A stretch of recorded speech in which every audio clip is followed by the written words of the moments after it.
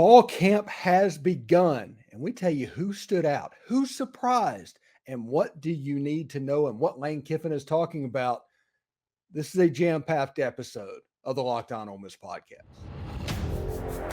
You are Locked On Ole Miss, your daily podcast on the Ole Miss Rebels, part of the Locked On Podcast Network, your team every day. Thanks for making the Locked On Ole Miss podcast your first listen every day. We're free and available wherever you get your podcasts, including YouTube. We're part of the Locked On Podcast Network, your team every single day. Hello, I'm Stephen Willis, and this is the Locked On Ole Miss podcast. And fall camp has begun for the Ole Miss Rebels, and the Rebels went out and had their practice, and a lot of interesting things happened, and we'll tell you about that in just a second. But right now, I want to let you know that our Discord server is available. And what is a Discord server? It's like a chat room. If you remember the old days of like Talk City and things like that, it's a place where you can go in and chat, come and go as you please. If something happens, something will be going on. We're almost up to 200 subscribers at this point. Everybody having a good time to do it. We do our Discord Live, we're calling it, which on the other channel would be Twitter Spaces, essentially. But we use it for that as well. So join us, do all that. Let the adventure begin on our Discord server. So thank you about that. The link is in the description if you want to sign up. So the first day of fall camp happened, and we got a highlight that was dropped like in the first 5 minutes of practice. It was like 10 o'clock Eastern that it just dropped. And I think it was Michael Katz that put it down there. And it showed Jaxson Dart throwing a like over route or loosey route, however you want to describe it. And it was a play that Jaxson Dart last year threw really well. And this year it's just continuously. He throws that pass probably as well as anybody I have ever seen. Only Joe Burrow probably threw that ball better. But Jaxson Dart is really good doing that as well. Now, one of the things that I was really interested about is the quarterback competition that we've basically been told ever since January to pay attention to. I think Jake Crane rated it as a top 5 storyline going into fall camp this year. And surprising or unsurprising, the Twitter account is basically always going with Jaxson Dart all the time. Now, Lane Kiffin, whenever he's talking about it, says all the right things about competition and all 4 quarterbacks taking reps and things like that. Basically, Lane Kiffin played a lot of the hits, and you'll hear about that in just a second. But he says that the Ole Miss account does the other thing, which does not do anything without Lane Kiffin's blessing. So it kind of lets you know where we sit. And I think Jaxson Dart probably is going to be the go-ahead guy in this competition. But you're going to get questions, and he's going to play it up in the media about all 4 quarterbacks getting reps. And you don't want to go into a season without naming a starter, but you'll have to if it's necessary. And maybe Spencer Sanders can make a run, right? Maybe he can do that. But if you look on the outside in at just like the Ole Miss Twitter account and things like that, at the way they are focusing on Jaxson Dart, because that has to mean something, right? It can't mean nothing, right? Now, maybe Spencer Sanders comes in and wins this job. Maybe that absolutely happens, and this competition is more real than any of us knows. Maybe that's the case. But if you go on the outside and everything that is coming in on the situation is different from what is being put out, and so you're not really sure how to take it, because there's one person in this world that can end this competition right now, and he is not doing so. So we are going to have to continue to talk about this for the remainder of fall camp. I'm praying that a starting quarterback is named in 2 or 3 weeks. But we'll see exactly what happens there. Anyway, Lane Kiffin after the day 1 practice in Ole Miss fall camp. All right. Great to be back. Really good practice this morning. As we've talked about before, this is almost a roster that's half new from last season. So obviously a lot of work to do with that, but a lot of excitement of some guys that have been or could be really good players. And we've got a lot of work to do to put that together with all the pieces, and guys have kind of heard this speech before, that system can work sometimes, even in professional sports with a lot of big name free agents. And I refer to the NBA, and sometimes if they mesh together, it works really well, but it just doesn't automatically work together. And sometimes it doesn't. So it's not just that easy of having these pieces that look like they're supposed to be really good or have performed really well or were big recruits out of high school. There's a lot to do to put them together and for them to mesh together and come together to be a really good team. But exciting to be out there with a lot of pieces to work with and try to bring them together and gel together.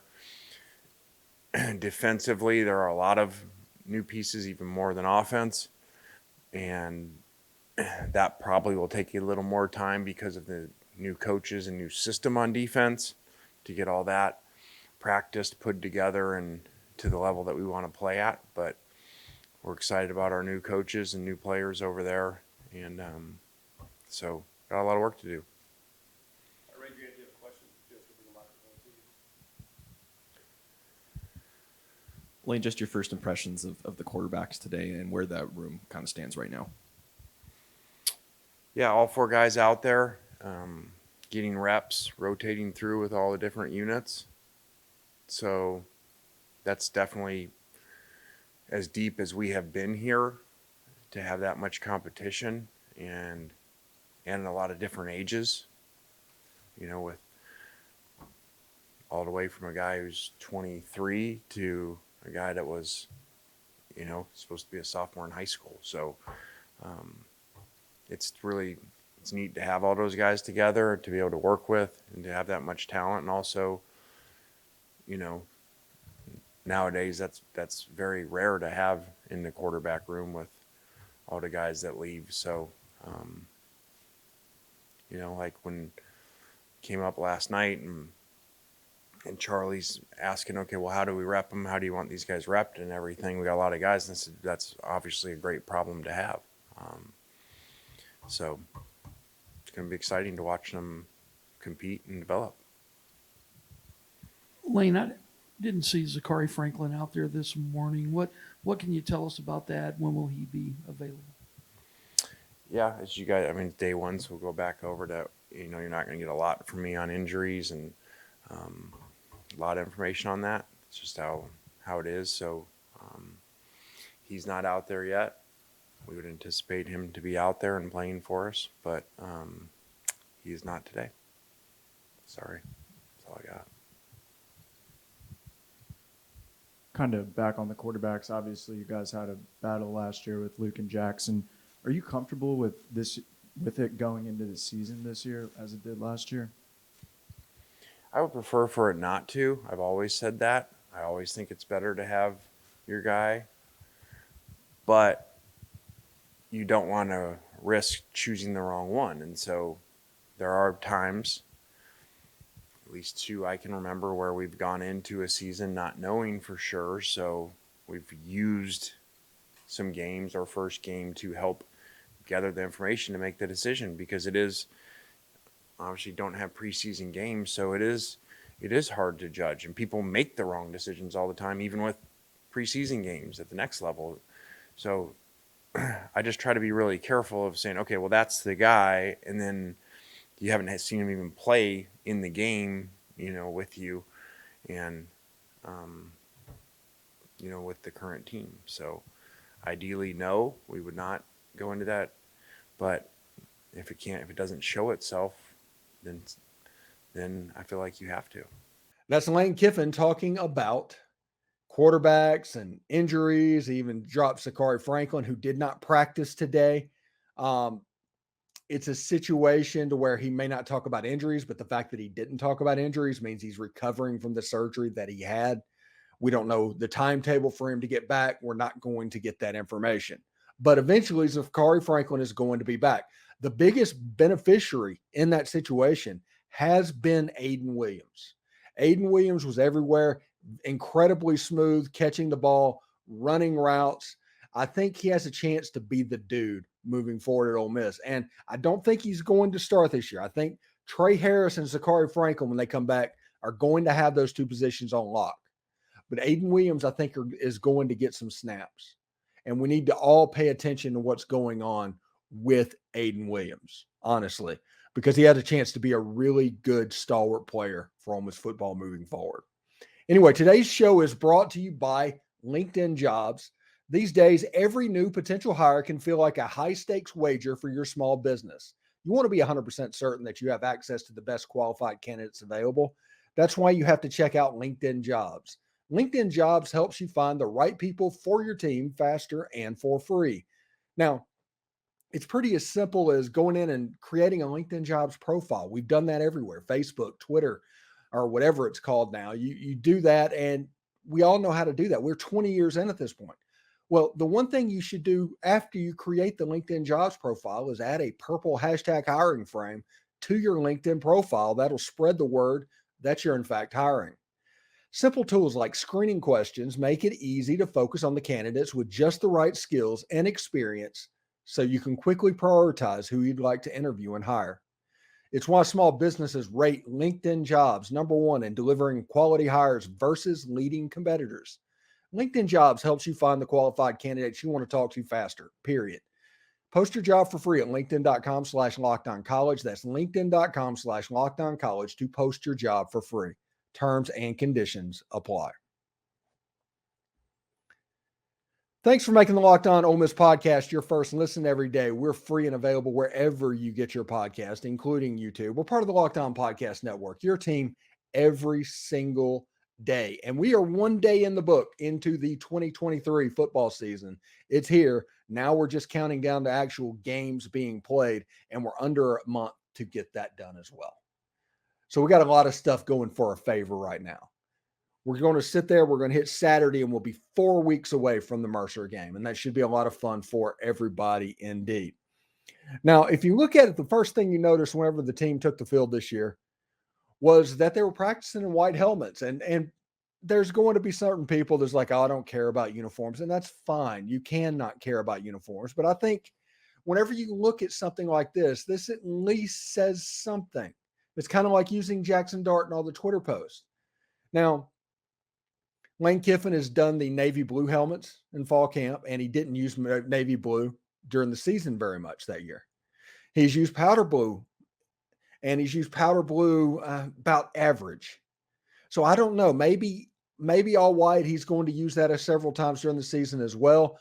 Maybe this is just to give a different look. Maybe it helps Jaxson Dart pick out the players whenever they have white helmets. He gets a cleaner read. I do not know.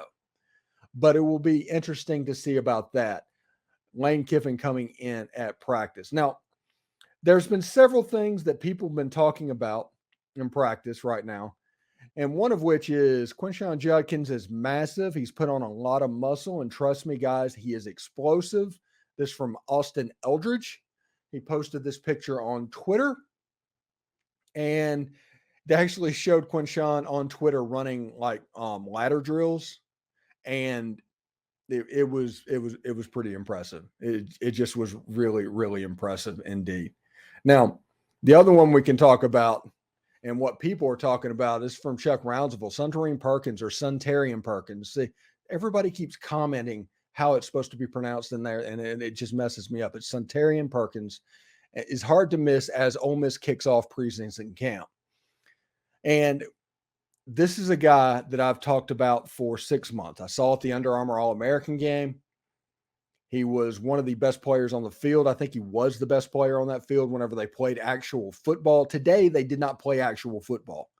That's something to keep in mind as well. The expectations for Suntarian are not what they would normally be. So keep that in mind as well.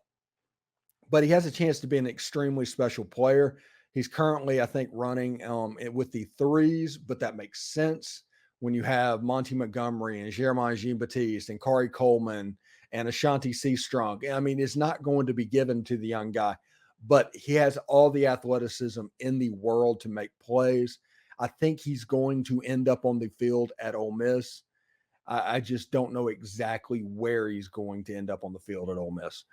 So the major surprises out of day one in fall camp, you have the fact that Jaxson Dart is probably not in as much of a quarterback competition as been let on, although they're going to talk about it and they're going to play the games and all that.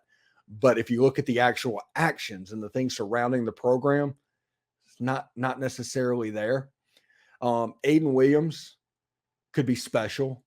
He's unbelievably smooth running the football. He's doing the same stuff I saw down in Orlando at the Under Armour game, and he's pulling that off as well. Suntarian Perkins has a chance to be a really special linebacker, and as he moves up the charts, it'll be interesting to see exactly where he fits as a true freshman.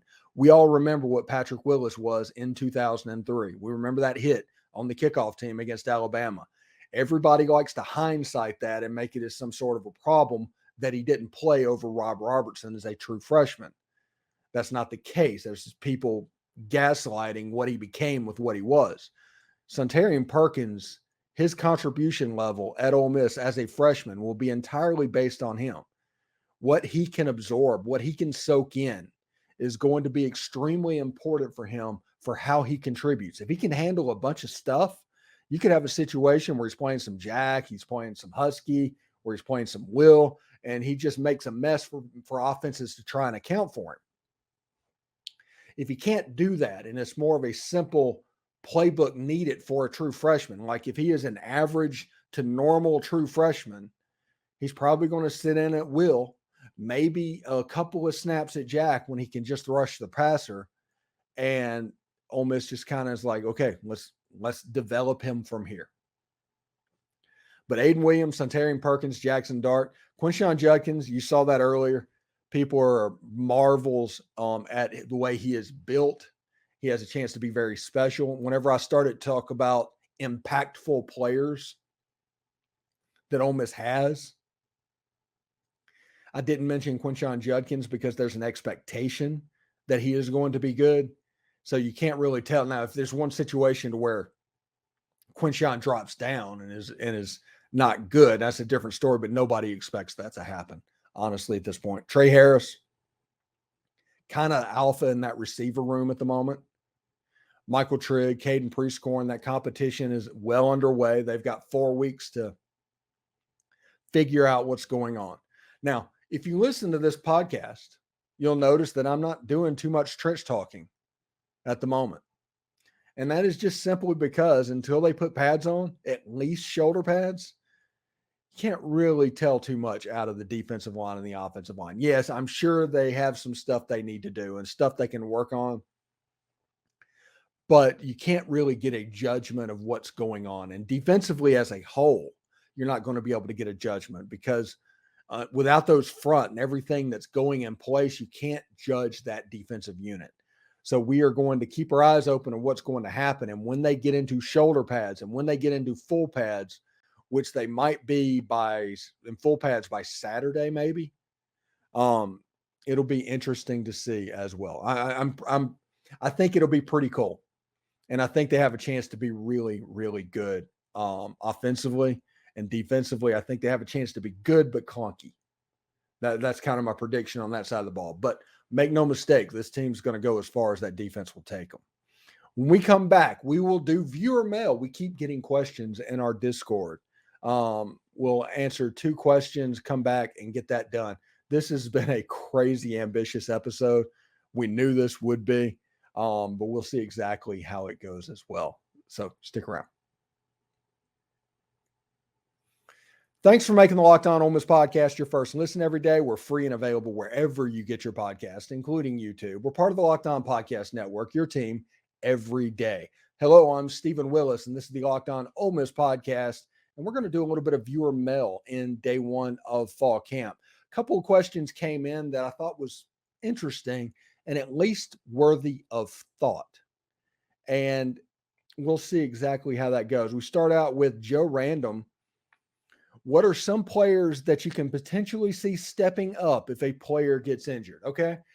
Everybody knows about Jaxson and Quinshon and, even Trey Harris out on the outside, who's a little bit of an injury risk because the hamstring got him in spring. What are a couple of players that we can count on to step up offensively if, say, Trey Harris goes down? And I think Ayden Williams is the guy in both positions. Zakhari Franklin's position and Trey Harris' position has a chance to really step up. And the reason I say that is the 1 or 2 weeks that Zakhari Franklin is going to miss recovering from his injury, Ayden Williams is going to benefit from that time as a crash course. So he'll have a chance to step in, to honestly be the true number 3 wide receiver on the outside for Ole Miss. The other, in a situation where Trey Harris goes down, would be somebody like Michael Trigg in the slot. I am going to harp on this forever. I think he can really help. Now, if the quarterback goes down, you're pretty much your season screwed. There's not really a quarterback that's a backup quarterback. You don't hear that very often, them stepping up and creating something that wasn't out there. One of the backups that actually worked out, everybody remembers Kelly Powell in the 1983 season, leading Ole Miss to an Independence Bowl.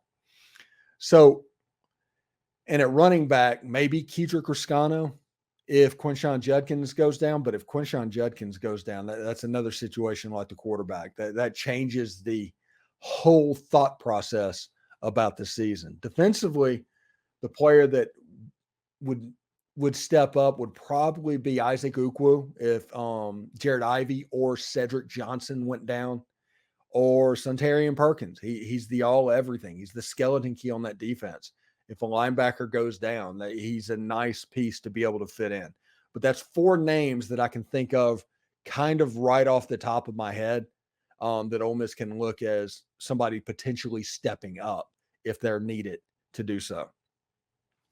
And Rebel Man 22 asked the question, who will wear number 38 next season? 38 is a special number to Ole Miss fans. It is. I am not going to argue that at all. I think it has changed a little bit and it has evolved. Now, when it first happened, back when Billy Brewer was still the coach and they were doing that with like Trey Sutherland and those guys, naming the Chucky Mullins Award winner, it's different than it is now.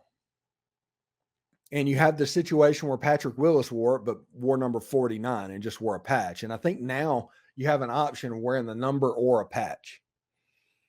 Now, I do not know, with all the transfer and turnover defensively, who is going to be 39. Maybe it might be DeAndre Prince if it's a defensive back. I mean, he's a senior upperclassman that could wear that number. Ashanti Seastrunk, maybe. He could wear that number. If you look at the defensive line, Cedric Johnson or Jared Ivey, maybe. Those are people that could fill the void. So I think it would probably be one of those 4 that actually wears that number. It should be quite interesting to see, honestly. I think Ole Miss has a chance to do pretty well in the number 38 category and with the step up. So I do want to appreciate all the questions that were asked. A little bit of a shorter episode. Let me explain why. I have an email, a show in less than an hour with Shehan Raja. I'm going to butcher that name all the way up into it. And then tonight I have SEC After Dark, which that is on the Discord as well. So those coming into count, I have to kind of go through it. I'm going essentially at the moment. So it should be really, really interesting to see what Shehan has to say and what he thinks about the Ole Miss Rebels as well. Now, I do want to let you know before I get out of here, the Discord server, we're doing an open enrollment this month.